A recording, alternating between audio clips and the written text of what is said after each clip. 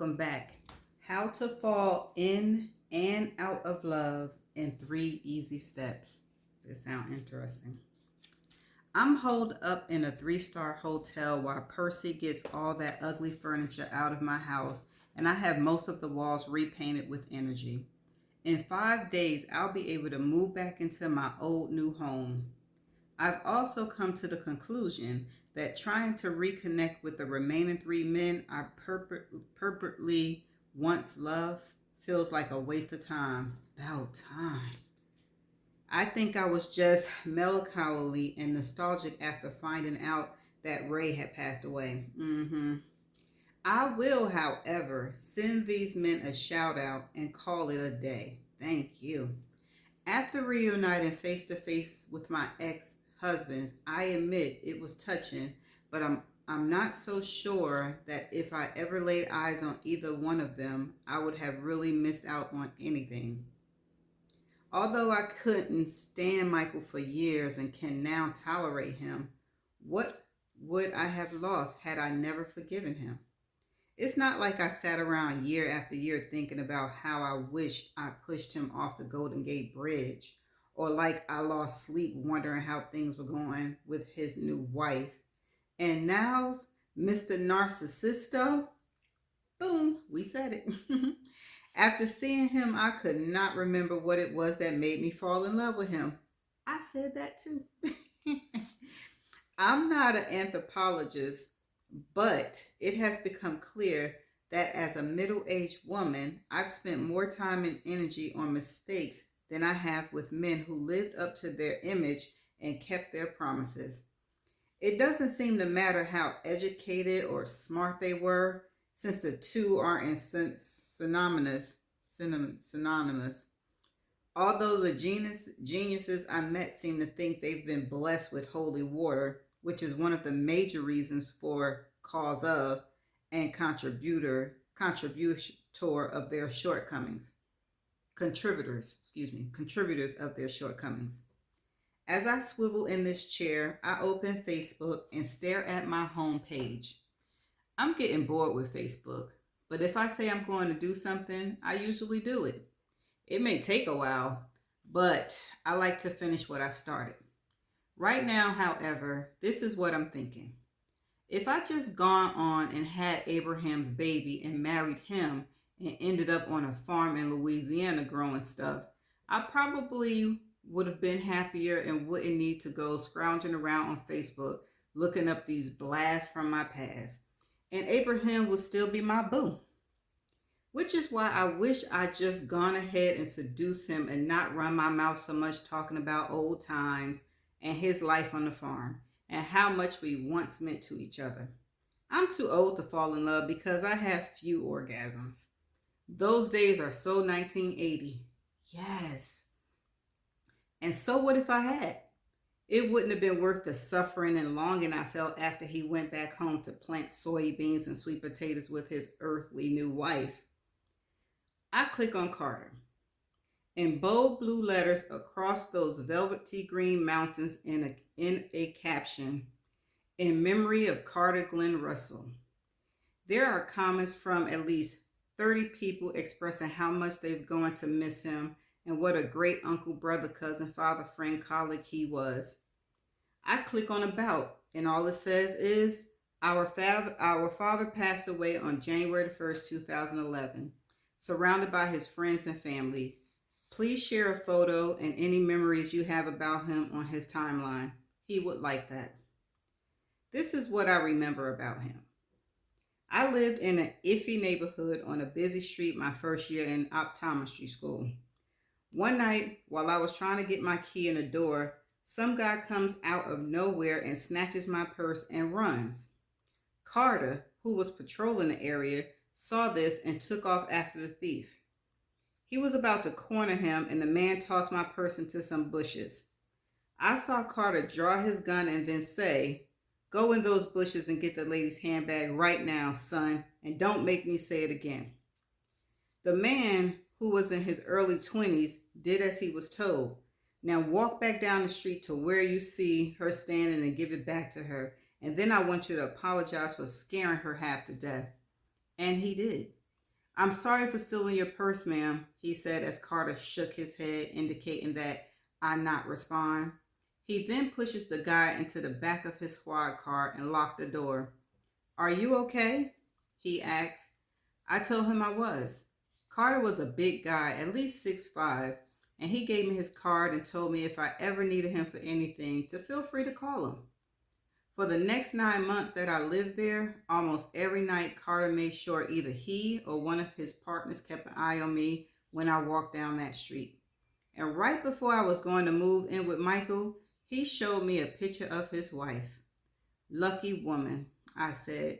He kissed me on the cheek and told me to take good care of myself and not to marry any man who didn't. This is my comment. Carter was brave, honest, caring, and loyal human being. He made me feel safe as a college student, and I'm honored to have known him. And Lance. Not worth remembering, and I probably should have put him on that long list. Oliver had a voice so deep he made me feel like you were being seduced. He made you feel like you were being seduced fully clothed. Even when he laughed, it came from down deep. I used to ask him questions that required long answers just to hear him speak. He knew he was sexy, but he couldn't help it. His smile was sideways and forced a dimple to form in the crease below those cheekbones. No man should have so much to lure you in with, but he did. And on top of all this, he was smart, much smarter than me. Or should I say he was more knowledgeable about a lot more things than I was. Oliver was a philosophy major, and when he told me that, I almost squeezed the moisture out of my plastic cup of juice I snuck into the library. I thought this was very cool, especially him being a young black man. Out of all the majors in the universe, I asked him, why philosophy? And he said, because he had always been curious about how to live a moral, awake life and how and what he could do to elevate our character. Well, okay, I remember thinking, but wasn't that what the Bible helped us figure out? And going to church? I didn't say it, I was just thinking it. But I remember him asking me if I ever heard of Epictetus. I'm going to circle that word. And of course I hadn't. And he went on to tell me that he was one of his favorite philosophers and suggested I look him up. Okay, well that must be a person, so I'm not going to have a definition word for that. Which I never did, because in the 9 months Oliver and I would date, I would learn more about him and a lot of other philosophers, some of whom I thought were nuts, until I started ODing on how to live based on a moral compass. I spent so much time trying to impress Oliver that I got lost in his ways of looking at the world and the role he thought we were meant to play in it, and to ourselves. I loved him because he lifted my heart and my mind, but I got tired of analyzing everything. Loving Oliver wore me out. I lost patience with me. He lost patience with me because I believe he came to the conclusion that I was just shallow. He wanted to break up because I didn't share his beliefs. I wanted to break up because he didn't respect mine. I'm not surprised he became a minister. He's married, the father of 3, 1 grandson. Although I'm trying not to put so much emphasis on the sex, there was no reason I didn't mind being preached to. He was extremely talented in bed, and over the years I've come to realize that there are only 2 schools of men: those who are good in bed and those who aren't. Hello, Oliver. I just wanted to let you know I recently saw a book on Epictetus and thought of you. I purchased it in your honor and believe he may very well have been onto something. I'm trying to do some of what he subscribed to, but enough about me. I'm so glad you found your calling, and it looks like you are happy, which I'm thrilled to learn. I turned to a different type of curative practice and am now ready to find a more creative one. Just wanted to let you know that after all these years, I hadn't forgot that you once held a warm place in my heart and that I'm grateful to have met you. Continue blessings to you and your family. Very best, Georgia. Last but not least, David. He was not the most tactful. I knew it was standing behind it. I knew it when standing behind me at the grocery store. He leaned close and said in a low voice, "You look good enough to eat, and I wish I could put you in my basket." When I turned around, he gazed at me with those dreamy black eyes. That shiny mustache couldn't hide those smooth lips that he had the nerve to lick. And I tried my best to say, "Don't be so fresh, you don't even know me."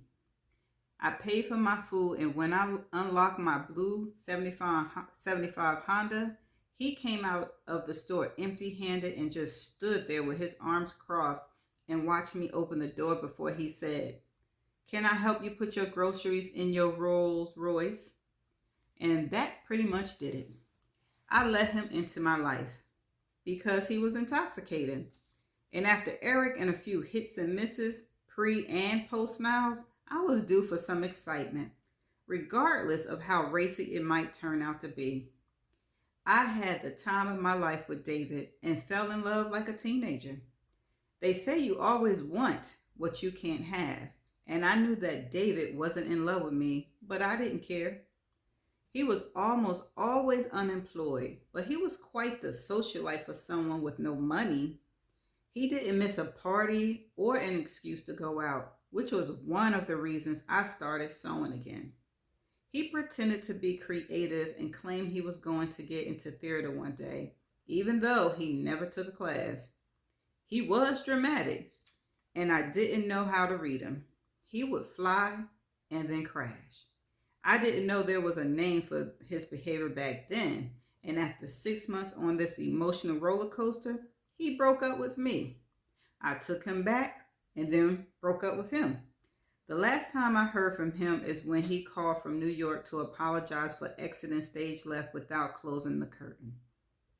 "Hello, David. It's me, Georgia Young from the Stone Age. Was in Berkeley a week ago and passed by your old apartment and thought I'd look you up on Facebook to see if you dropped off the planet. Glad to see you haven't.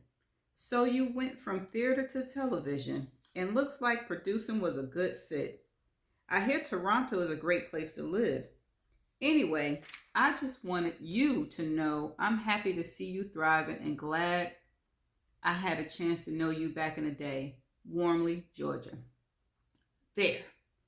I put on a pair of fresh pajamas, brushed my teeth, put my hair in 6 braids, don't turn on the low definition television, and pulled the Clorox smelling sheets across my breast and stare up at the popcorn ceiling. I might just give up on love because I've come to realize it's the one thing that doesn't last. Too many men have disappointed me. They confess their love, and then I discover they don't really know. They don't really know how. There are 3 things I've decided might have helped if I had known then what I know now. 1. When you think you found the right one and you free fall so hard you levitate and picture yourself spending the rest of your life with this person, give the relationship everything you got. Milk it and enjoy it while it lasts, because you don't know when you might feel this way again. That's some good stuff right there. 2. No one is perfect, not even you. But know how much you can tolerate and don't toil like a slave to make your relationship or marriage work. When you find yourself miserable more than you are happy, know this is not where you need to be. Figure out a way to get out. Yup. And 3. When it's over, it's over. Don't look back. You never know who's behind door number 1 or who might walk into your life when you're not looking. But then again, I ain't no Oprah. Okay, that chapter was nice. I like that chapter. And I like that she finally come to her senses and let this finding these exes go. And I guess the comments that she left on Facebook was her letting it all go. And I'm convinced that Abraham was the one that got away, because she mentioned, when she talked about her ex loves and stuff like that, he's the one that the sentiment of love come out the strongest. Yeah, I know that she didn't like Michael and hated Niles, and hated Michael and didn't like Niles and stuff like that. But Abraham did her dirty too. Well, no, he didn't do her dirty. She did he? No. Anyway, she loved Abraham. So will her and Abraham get together? Maybe, maybe not, because maybe she's tired of living in the past. And what else did I have? We were right about Niles, because we both said he was a narcissist, and his daughter Frankie got some of his traits. And what else is there to now? Although there was a word, of actually it's a person's name that I could not pronounce. It won't be a definition, but I'm gonna see if there's a way to hear how it's pronounced. And if there is, it'll follow this video. If it's not, I'll just see y'all in the next chapter. Bye. Okay, and I'm back. So there is a way how to pronounce it. And let me just get a brief. It's a Greek, he's a Greek philosopher who lived in the early centuries. He was a student in Rome. Okay, and later became a teacher. Okay, this is how it is pronounced. Oh, excuse me. It is spelled Epictetus.